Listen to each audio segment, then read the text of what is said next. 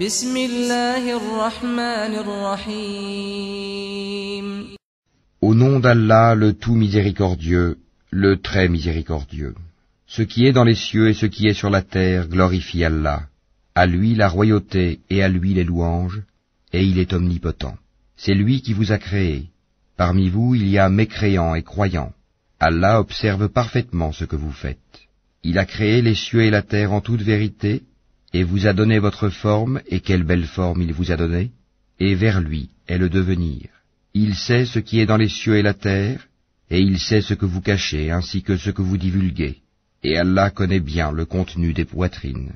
Ne vous est-elle pas parvenue la nouvelle de ceux qui auparavant ont mécru et qui ont goûté la conséquence néfaste de leur acte? Ils auront en outre un châtiment douloureux. Il en est ainsi parce que leurs messagers leur venaient avec des preuves évidentes, et qu'ils ont dit, sont-ce des hommes qui nous guideront? Ils mécrurent alors, et se détournèrent, et Allah se passa d'eux, et Allah se suffit à lui-même, et il est digne de louange.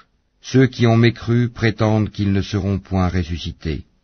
Dis, mais si, par mon Seigneur, vous serez très certainement ressuscités, puis vous serez certes informés de ce que vous faisiez. Et cela est facile pour Allah. Croyez en Allah donc et en son messager, ainsi qu'en la lumière, le Coran, que nous avons fait descendre. Et Allah est parfaitement connaisseur de ce que vous faites. Le jour où il vous réunira pour le jour du rassemblement, ce sera le jour de la grande perte. Et celui qui croit en Allah et accomplit les bonnes œuvres, il lui effacera ses mauvaises actions et le fera entrer dans des jardins sous lesquels coulent les ruisseaux, où ils demeureront éternellement. Voilà l'énorme succès. Et ceux qui ont mécru et traité de mensonges nos versets, ceux-là sont les gens du feu, où ils demeureront éternellement. Et quelle mauvaise destination! Nul malheur n'atteint l'homme que par la permission d'Allah, et quiconque croit en Allah, Allah guide son cœur. Allah est omniscient. Obéissez à Allah et obéissez au messager. Et si vous vous détournez, il n'incombe à notre messager que de transmettre en clair son message. Allah, nulle autre divinité que lui, et c'est à Allah que les croyants doivent s'en remettre. Ô vous qui avez cru, vous avez de vos épouses et de vos enfants un ennemi, une tentation. Prenez-y garde donc, mais si vous les excusez, passez sur leurs fautes et leur pardonnez. Sachez qu'Allah est pardonneur, très miséricordieux.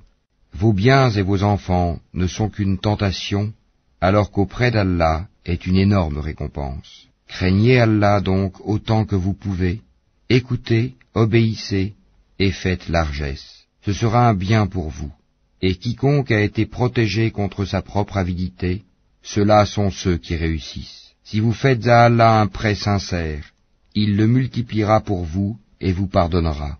Allah cependant est très reconnaissant et indulgent. Il est le connaisseur du monde invisible et visible, et il est le puissant, le